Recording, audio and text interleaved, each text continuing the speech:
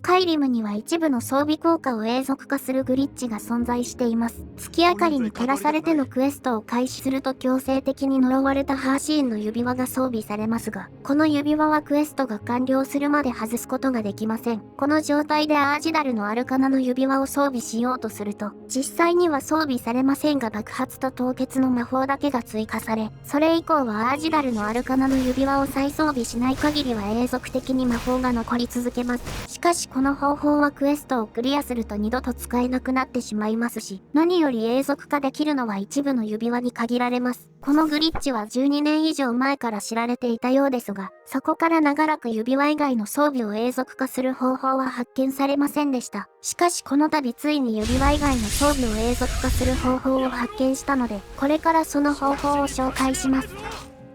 今回は効果がわかりやすいムズンドの顔を永続化してみます。この装備をお気に入り登録して、お気に入りメニューからホットキー登録します。これでワンボタンでムズンドの顔を付け外しできるようになりました。この状態を作れたらムズンドの顔を装備したままセーブします。次にアーケイの祝福を得て最大体力を強化してから水中に潜るなどして体力を削ります。現在の体力がアーケイの祝福による増加分より低くなってることを確認したら、この状態のセーブデータも残しておきます。そうしたらホットキー登録後のセーブデータをロードして、ロード中に設定したホットキーを押します。ロード完了後にムズンドの顔が外れていれば成功です。パワーの項目を見てみると、ムズンドの顔は外れているのにブレスオブチュアクが残ったままになっています。これでムズンドの顔の永続化ができました。もし永続化に失敗した場合は、体力を削った状態のセーブデータをロードして、ホットキー登録後のセーブデータをロードするところからやり直します。コツとしては右上のレベルの表記に注目して、これが消えた直後にホットキーを押すと成功しやすいです。その後はムズンドの顔を再装備しない限りはブレスオブチュアクが消えることはありません。わかる人にはわかると思いますが、これはデッドローディングの応用技です。デッドローディングの最中に装備を外すので、このグリッチをデッドロードアンイクイッピングと名付けました。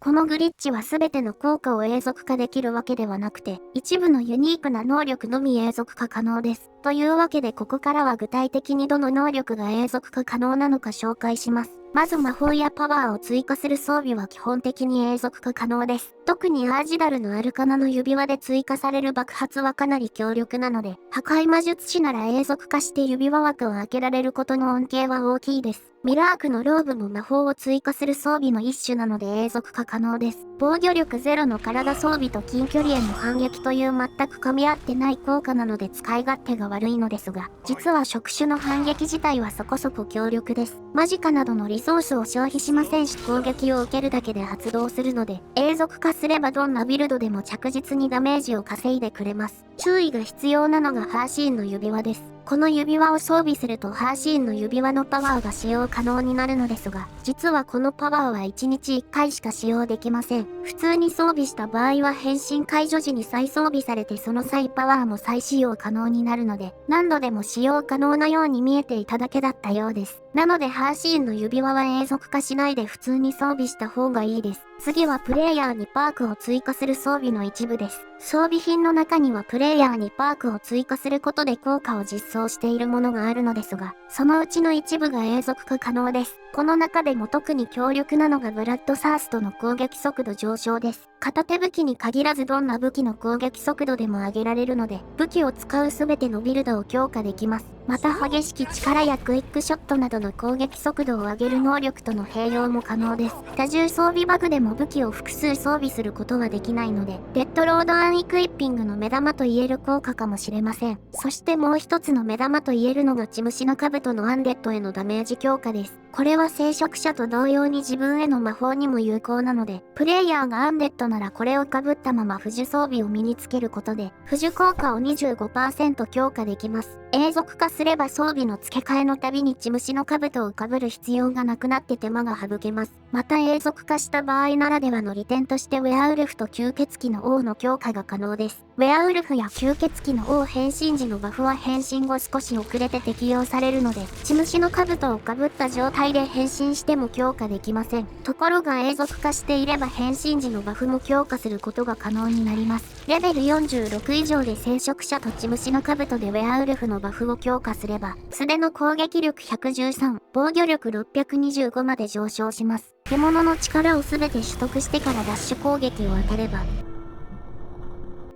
最大で1365ダメージを与えられます。外交の石碑をセットすれば防御力は上限まで上がりますし、狩りの指輪装備時の自動回復も強化されます。ちなみにウェアウルフを聖職者や血虫の兜で強化するにはプレイヤーをアンデッドに固定する必要があります。詳しくはこちらの動画で解説してるので興味があればご視聴ください。同様に吸血鬼の王も強化可能です。レベル46以上で聖職者と血虫の兜で吸血鬼の王のバフを強化すれば、素手の攻撃力72、防御力468まで上がります。ウェアウルフに比べると物足りませんがアンデッドに対しては吸収魔法のダメージを上げられますし、夜のマントの効果範囲を広げることもできます。ただし太陽光によるデバフも強化されてしまうので、日中の屋外では体力マジかスタミナの回復が止まってしまいます。回復パークの瞑想を取得すればマジカは回復できますが、たとえ宿女の石碑を聖職者と血虫の兜で強化しても体力とスタミナは回復しません。このようにデメリットもあるので吸血鬼の王を血虫の兜で強化する際は注意してください。他には属性強化の仮面を永続化するのも強力です。これは破壊魔法を使う場合はもちろん、不呪武器にも有効なので多くのビルドの強化につながります。特に複数の属性強化が有効な魔法への恩恵が大きく、すべての属性強化パークを取得して属性強化の仮面を永続化すれば、エレメンタルブラストのダメージは263まで上がります。さらにエレメンタルブラストは戦慄の幻で強化できるので、正しい順序で取得できていれば最大で329ダメージまで上昇します。戦慄の幻の正しい取得順についてはこちらの動画で解説してるので良ければ参考にしてください。同様に混沌ダメージの付呪にも全ての属性強化が有効です。混沌ダメージ25の勇者のハンマーなら全ての属性強化を永続化すれば、属性1つあたり164ダメージまで上昇します。また属性強化の仮面にはそれぞれ 50% の耐性があるのですが、破壊魔法の中には耐性によって弱体化してしまうものもあります。永続化した場合は属性強化だけが残るのでそういう魔法を強化したい場合にも有効です。これも多重装備バグではできないことなのでデッドロードアンイクイッピングならではの利点の一つです。最後はその他の装備です。これらの装備は特殊な方法で実装してますがとにかく永続化可能です。この中で一番有効なのは狩りの指輪の自動回復です。ウェアウルフに変身すると自動回復が停止するので実質必須装備と言って過言ではありません。その他のウェアウルフを強化する指輪も永続化できるのですが、これらの内効果を発揮するのは最後に装備した一つのみです。つまり狩りの指輪と引き換えになってしまうのでこれらを永続化するのはお勧めしません。変わり種としてブラッドスカルの剣の衝撃波も永続化可能です。ただしこの効果は攻撃モーションと紐づいてるらしく、両手剣以外の武器では衝撃波を出すことができません。武器種が限られますしそんなに強くありませんが、特にデメリットもないので両手剣を使うなら永続化しておいて損はありません。エセリウムの冠も永続化可能ですが有効度はセットする石碑によって変わります。儀式の石碑のようなパワーを発動する石碑の場合、永続化すると1日1回しか発動できませんが、普通に装備して使う場合は外してから付け直せば、すぐに再使用可能になります。なのでパワーを発動する石碑をセットしたいなら永続化しない方が使いやすいです。それ以外の宿女の石碑や太閤の石碑のような常時効果がある石碑をセットした場合は、永続化すれば頭装備の枠が空きますし、ウェアウルフや吸血鬼の王にも効果を残せるので有効度は高くなります。ちなみにエセリウムの冠を永続化した後に石碑を切り替えると、直前にセットしてと石碑が再適用されます。つまり永続化されるのは石碑を記憶する効果そのものというわけです。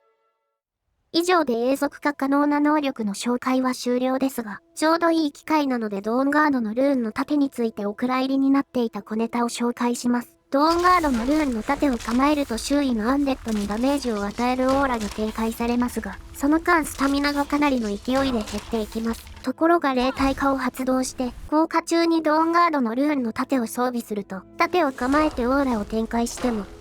スタミナを消費することがなくなります。これでアンデッドに対してはコストなしでダメージを与えられるようになるのですが、だからといってドーンガードのルーンの盾を使いたくなるかというとそんなことはないのでお蔵入りとなっていました。ところが永続化すればドーンガードのルーンの盾を装備する必要はなくなりますし、スタミナ消費もなくなるなら防御時にアンデッドにダメージを与えられるメリットだけが残ります。ただ一度でもマント系の魔法を発動してしまうと、その後はドーンガードのルーンの盾を再装備しないとオーラが出なくなってしまうので、やっぱり永続化には向かない能力かもしれません。というわけでデッドロード1イクイッピングの紹介でした。強力すぎてゲームバランスの崩壊は必至ですが、色々と面白いことができるグリッチなのでぜひ試してみてください。私のチャンネルではこの他にもスカイリムについて役立つ情報を発信しているので、興味があれば他の動画も見てみてください。その際はぜひ、フォロー、チャンネル登録、いいね、高評価をお願いします。それではご視聴ありがとうございました。